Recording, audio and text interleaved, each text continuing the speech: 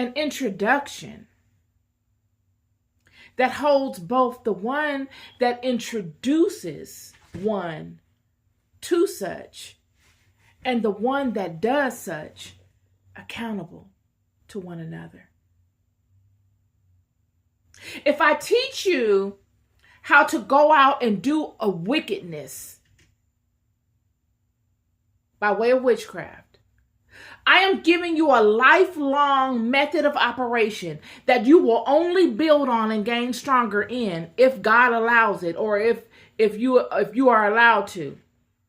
That could potentially harm other people. And in doing so, you accrue negative aspects of karmic debt. Now, you don't have to call it karma. Cause and effect.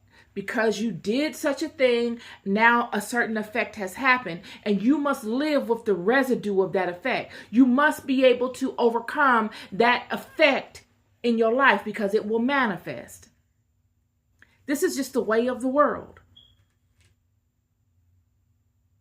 Yet, if I am the one that taught you how to do it, I incur that debt as well. I taught you. This is what most people don't talk about. Yeah, I taught you. So if you go out in the world and now you stumble on hard times, or if you're jealous, or if you have made terrible decisions in your life and you've befallen bad decisions that you made in your life that have nothing to do with anybody else, and you don't want to experience the effect of your decision, and you implore some form of witchcraft to harm someone else so that they suffer, so that you don't have to stand in the decisions you've made, the results of your decisions. This happens all the time. Hire a witch to curse someone. And because the witch is down on money, or you offer a large amount of money to do it, the witch says, okay, well, I'm going to go ahead on and do this for you. They are going to justify or think that they can either justify or get around the karmic debt or even deal with it for the money. And that's the next thing I want to bring up. How do you get caught in doing such things? How do you hold somebody accountable?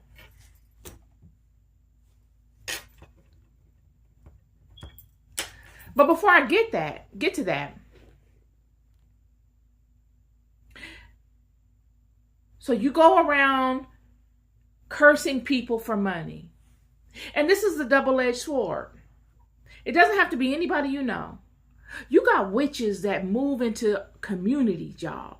You got witches that have lived in communities for years, that are pillars in the community, whole witches that just curse people, that do things to build up their spiritual strength. How else do you get strong at cursing?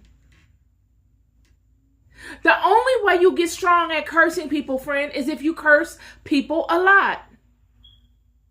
It's not something you do and you get really good at it because you have a powerful entity that you're attached to and that you only work with once a year. It does not work that way. You get powerful doing these things by doing them a lot, by feeding this demon, by keeping this demon busy. Because if you do not, and you have this demon bound to you and you're not using it, and you're not keeping it busy, you become the offering. It's just like, I keep saying this. I have this video of this guy going to the swamp, and he's got this stick in his hand, and he's on the land, and he's going to the swamp, and he's rattling the water, creating all this noise and all this movement at the bank. to get the attention of alligators. And you see like 5 or 6 alligators come out of the water, like with their noses up on the land, but their body in the water. And he has a bucket of food or what have you. And he's feeding the alligators. But I immediately thought when I saw that, what if he didn't have any food? What if he's just out there thinking the alligators are just like every other animal, like a puppy or something? He's just out there intrigued by the alligators and he's messing with the water. And these alligators come up. He's gotten their attention and they come up and he has nothing to offer them. What happens?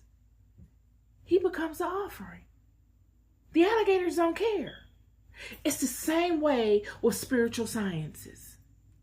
They don't care that you don't know.